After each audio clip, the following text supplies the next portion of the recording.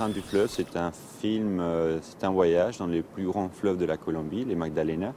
Et c'est un voyage entre la magie, c'est ce qui est le plus beau en Colombie pour moi, les paysages, les gens, et l'horreur, la violence paramilitaire qui a exterminé une grande partie de la population, surtout ceux qui n'ont pas beaucoup de moyens.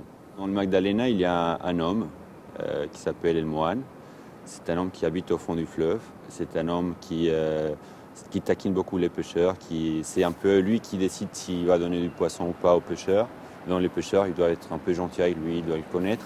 Et c'est un homme aussi qui arrive à séduire les plus belles filles des villages. C'est rassurant quand on les compare à la violence, mais en fait, quand on est dans les fleuves, pas vraiment. C'est pas quelqu'un qui est méchant, qui va tuer les gens et qui cherche à détruire. C'est quelqu'un qui règle la nature. Et par contre, s'il y a un homme ou une femme qui essaie de faire son malin et qui essaie un peu de trop pêcher ou de faire des choses qu'il ne faut pas, lui, il va venir, il va régler ça. Donc, c'est une espèce d'entité qui régule un peu la vie quotidienne des gens.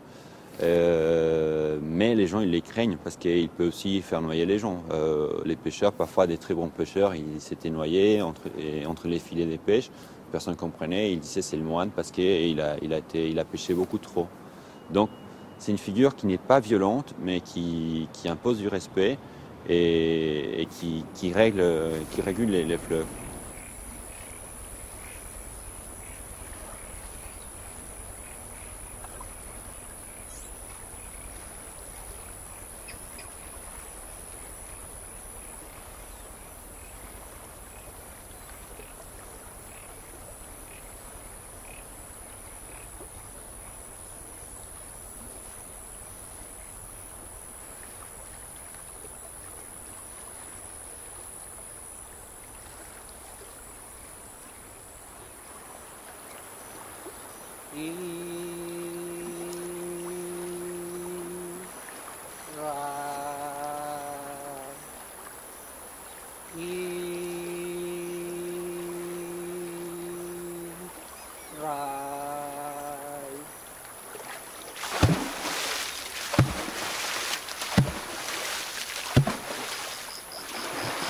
Pour moi, c'était quelque chose d'assez chouette de faire les films, c'est qu'on peut se dire qu'en face de cette violence horrible, ben, toutes les histoires anciennes vont disparaître. En fait, ce qui se passe, c'est qu'elles se transforment.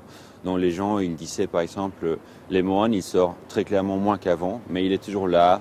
Il est un peu ennuyé de voir toute cette violence, donc il se cache et il vient plus. Ça m'est arrivé d'aller dans des villages et demander pour les moines. Les gens me regardaient un peu, bon, bah, tu es un monde pour les moines, mais ce qui se passe ici, c'est pas ça. Et donc on se dit tiens il disparaît, donc on commence à les mettre comme une figure folklorique du temps passé. Donc on fait porte-clés, on lui donne une figure alors que personne n'a dessiné le moine. On entend parler, chacun a une idée et chacun les rencontre, mais c'est impossible de faire vraiment un dessin, dire tiens c'est lui parce que chacun les décrit d'une autre façon. Et je pense que c'est emblématique parce que c'est un peu comme si on voulait fermer les temps passés, les temps de la tradition orale. Dire ça c'est du passé, maintenant on est à la modernité, donc voilà, les fleuves vont devenir une entreprise et la violence est là, donc et en fait non, ça se passe autrement. Les gens ils continuent à y croire, peut-être pas tous, peut-être pas comme avant, mais il y a encore une certaine présence.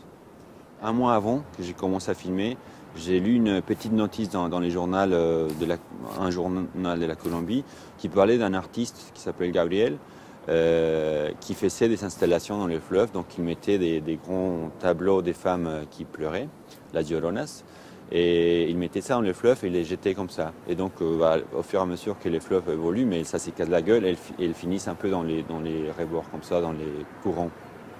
Donc c'était très en écho avec c'est ce que moi je voulais faire. Je l'ai contacté et il était très content qu'on puisse travailler ensemble parce que ça permettait pour lui démontrer c'est une installation, donc ça a une durée de vie d'une journée puis c'est fini. Et moi je voulais un peu les mettre dans les films et donc on a trouvé beaucoup d'écho dans notre travail. Lui et moi on cherche un peu à reprendre un peu de magie et à faire aussi connaître cette situation-là. Et puis c'était assez fort parce que les gens qui regardent ces tableaux qui descendent dans les fleuves, qui connaissent l'histoire de la violence, et ils voient ça, ils voient une femme qui pleure et donc ils commencent à parler plus facilement de ce qui s'est passé. Donc grâce à lui aussi, j'ai pu contacter les autres personnes, notamment la femme qui écrit les poèmes ou les textes qui accompagnent les fleuves. C'est quelqu'un qui a eu ces tableaux-là, qui a dit tiens, j'ai une liste des gens que j'ai vu passer et j'ai aussi un écrit. Et donc, c'était grâce à ça, grâce à son travail que j'ai pu un peu aussi enrichir les sujets.